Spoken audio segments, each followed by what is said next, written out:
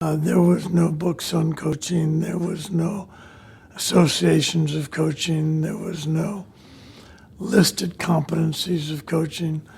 So I was learning as I went. And the basis for the learning was that my role was not to teach primarily, but to help a student learn. And that made a huge difference, and that took me into what's going on inside the head of the student while he's performing. And that took me to a lot of unhelpful dialogue is going on. And I'm the source of some of that dialogue with all the instructions I'm giving the performer.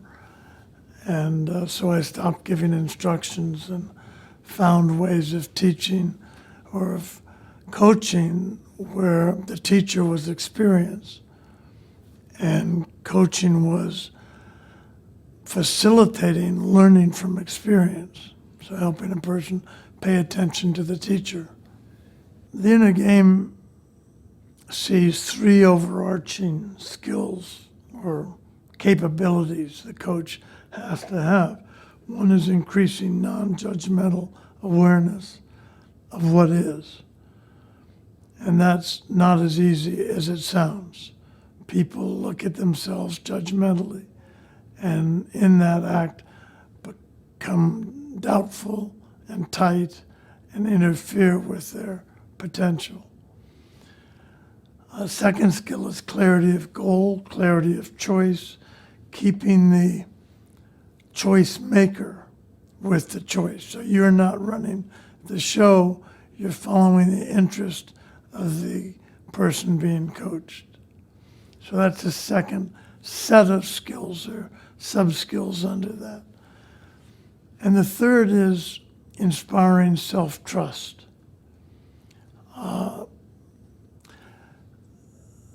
People have more potential than they think they do. And the other side of that is they interfere with that potential more than they'd like to admit. So the job of the coach is to reduce interference and grow the potential. And the techniques of the inner game are designed to do those both at the same time.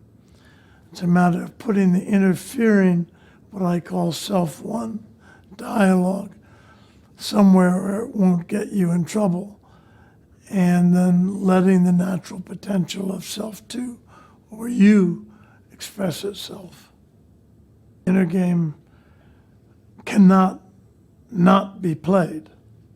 Everyone has inner interferences and have the game going on in their own hearts and minds that is distinguished from the outer game, which has external opponents, external goals, an external arena, external rules.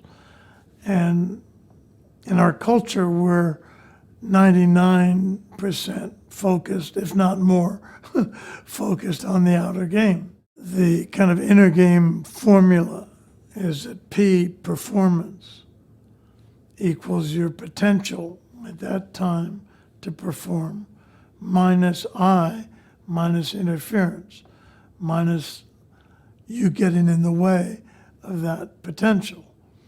So mathematically, the two ways to improve performance is grow P, grow potential, which I believe happens mostly in interaction with experience rather than being taught. And the second one is reduce the fear and the doubt and the assumptions and the beliefs that get in the way of us performing at the ability we can. Coaching is part of the inner game. The primary part of it is learning.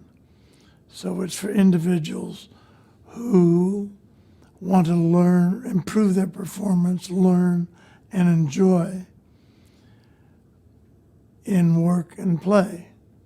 So it's a facilitation of those three things. You can maybe you could say you can self-coach as well as be coached by another.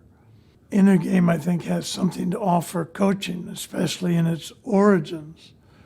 But coaching is a relatively young profession, and it's not the time for people to be saying, this is how you do it, and this is how you don't do it.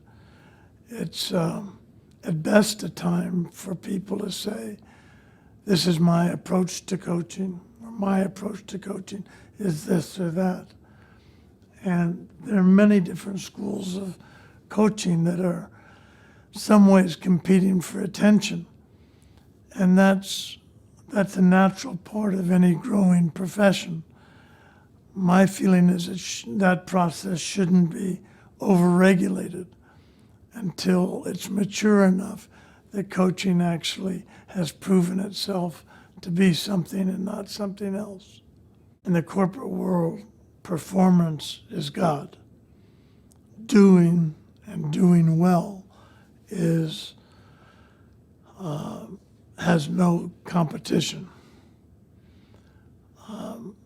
I suggest that the corporation that's going to win the overall competitive battle is those that develop their people the best.